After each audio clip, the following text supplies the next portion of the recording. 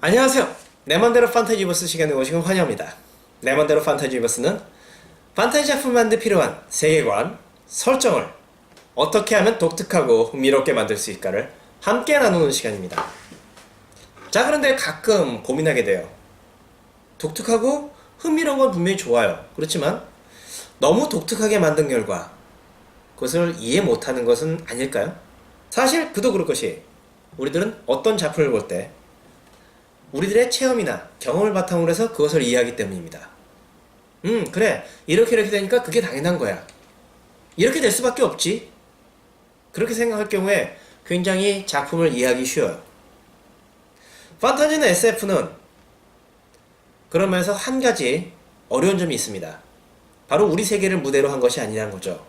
게다가 우리와는 다른 어떤 존재가 나오기도 해요. 그럼에도 우리들은 판타지나 SF를 오랫동안 보면서 그 약속 덕분에 다양한 작품을 쉽게 이해할 수 있게 되었습니다. 그렇지만 정말로 독특한 세계관을 만든다면 그러한 약속이 아니더라도 무언가 그거에 대해 설명할 방법 없을까요? 바로 여기서 한 작품을 소개해드리려고 합니다. 오노후미의 작품 12국기입니다. 12국기는요 12개의 나라의 이야기라는 뜻이에요. 자, 이 세계 상당히 흥미로운데 이 세계의 지도는 이렇게 생겼습니다. 자, 누군가가 공작을 해서 만든 것 같지 않나요? 어떻게 이런 세상이 있을 수 있죠? 그뿐이 아닙니다. 이 세계에는 이러한 쥐가 걸어다니면서 인간의 말을 합니다. 판타지의 흔한 일이라고요? 물론 그렇죠. 하지만 얘의 어머니는 인간이에요. 아니, 어떻게 그렇게 될 수 있나요? 이 세상에선 사람들이 사람의 몸에서 태어나지 않기 때문입니다. 이처럼 이렇게 생긴 난과라고 하는 과일 안에서 인간이 자라나고 태어나요. 인간만이 아니라 여러 동물들도 마찬가지입니다. 누군가 결혼을 하게 되고 아이를 갖고 싶을 때, 낳고 싶을 때가 아니라 갖고 싶을 때 둘이 같이 사당을 방문해서 사당에 있는 나무에 이처럼 끈을 묶습니다. 둘의 소원을 빌면서 그 소원을 신이 들어주면 이것이 열매가 열리고 거기서 사람이 태어나요. 자, 신이라는 말이 나왔습니다. 네, 이 세상에는요 신이 존재하고 있어요. 적어도 신의 질서라는 건 있습니다. 그것이 어떤 형태인지 모르겠지만 신이 있기 때문에 이처럼 기묘한 세상도, 기묘한 지도가 충분히 성립할 수 있는 거예요. 자, 그렇다면 이러한 세상은 도대체 어떻게 만들어졌을까요? 이를 생각하기 위해선 작가가 어떤 식으로 생각해서 만들었는지에서 파고들 필요가 있습니다. 작가는 한 인터뷰에서 이렇게 얘기했습니다. 자신이 은혜왕전설이라는 책을 봤는데 그 책에 나오는 라인하르트가 영원히 산다면 어떤 식의 세상이 만들어질까라는 궁금증에 빠졌다고. 자, 그렇게 궁금증에서 새로운 설정은 나오기 마련이죠. 그렇다면 어떻게 해서 그런 세상을 만들 수 있을까 고민했어요. 통치자가 영원히 사는 세상. 거기서 오노우미는 중국의 도교 세계를 빌려오게 됩니다. 중국의 도교는 신선 사상을 바탕으로 하고 있고 신선이 되는 게 목적입니다. 열심히 돌을 닦아서 우화등선하게 되면 신선이 될 수 있고요. 신선이 되게 되면 늙어 죽지 않아요. 전쟁이나 다른 이유로 죽을 수 있겠지만요. 그처럼 신의 힘에 의해서 통치자들이 영원한 생명을 얻는다면, 물론 그들이 영원히 살면서 사람들을 핍박한다면 그걸 막을 길이 없을 테니까 그에 대해서도 신의 질서와 따릅니다. 왕이 병에 걸리게 되고 결국엔 죽게 되는 거예요. 하지만 만약에 왕이 열심히 잘 통치해서 세상을 안정시키려 한다면 그러면 그 왕은 절대로 죽지 않습니다. 수백 년, 수천 년을 살 수 있는 거죠. 왕이 영원히 살고 기묘한 인간들이 등장하고 사람들이 과일에서 태어나는 세상. 도대체 이런 세상을 어떻게 사람들한테 이해시킬 수 있을까요?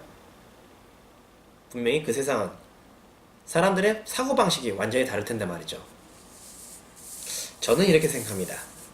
바로 오노후미 장신이 만들어낸 이 난과라는 설정 자체가 바로 이 세계를 설명하는 하나의 열쇠라고 말이죠.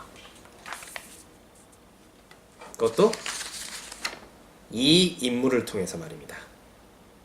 보시는 바와 같이 평범한 여고생이에요. 일부의 주인공인 요코라는 인물입니다. 자, 이 요코는 일본의 평범한 여고생입니다. 그런데 하루는 그녀 앞에 이상한 괴물이 나타났어요.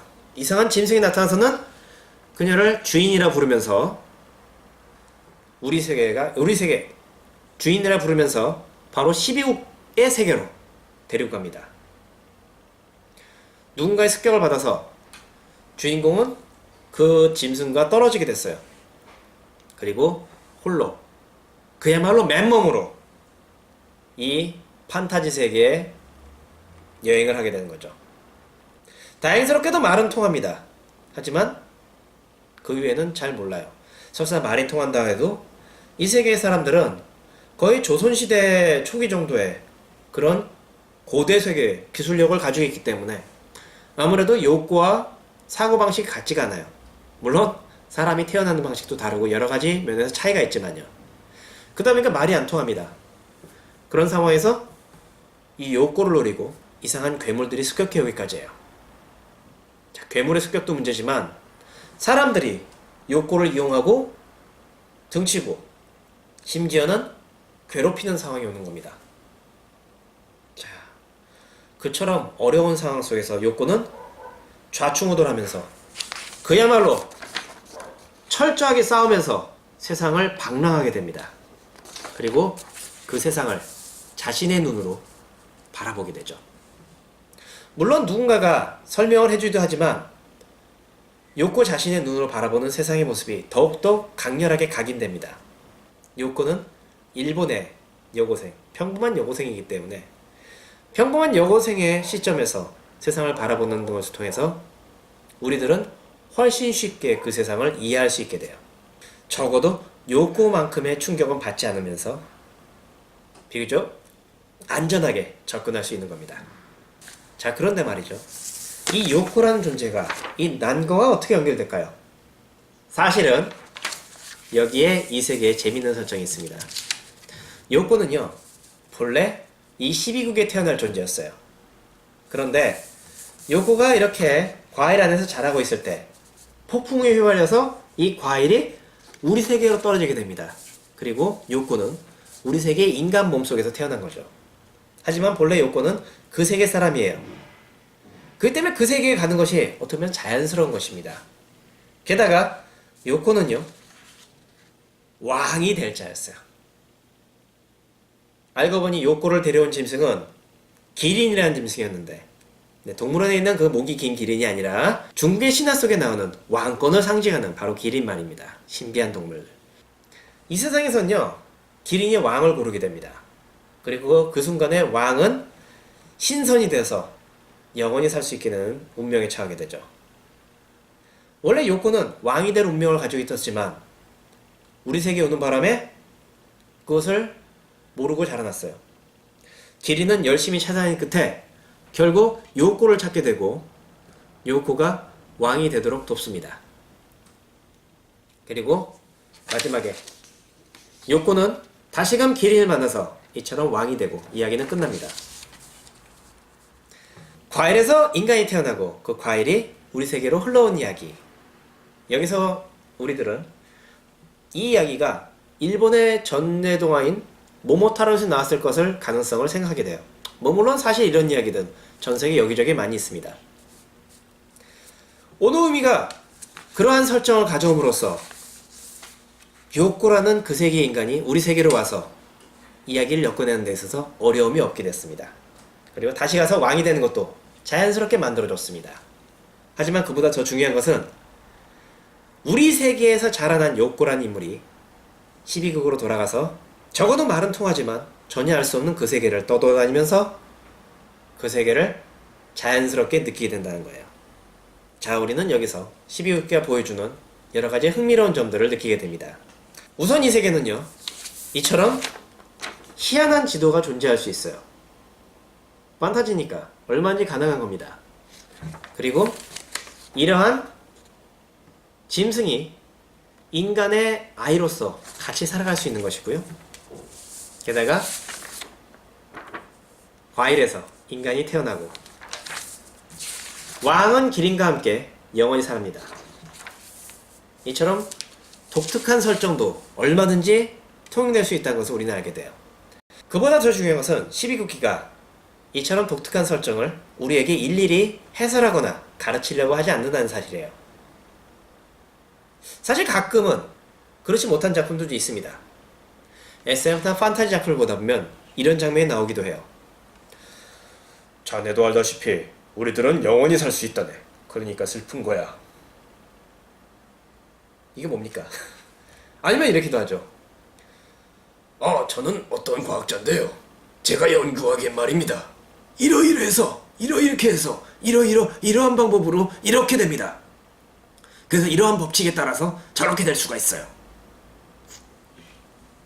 예, 가끔씩 이런 설명이 필요할 수도 있습니다. 하지만 세계의 모든 것들을 이런 식으로 설명한다면 과연 그걸 우리는 재밌게 받아들일 수 있을까요? 그래 되겠는 순간 그거는 이미 공부가 되고 우리에게 지식을 강요하는 일이 될 텐데요.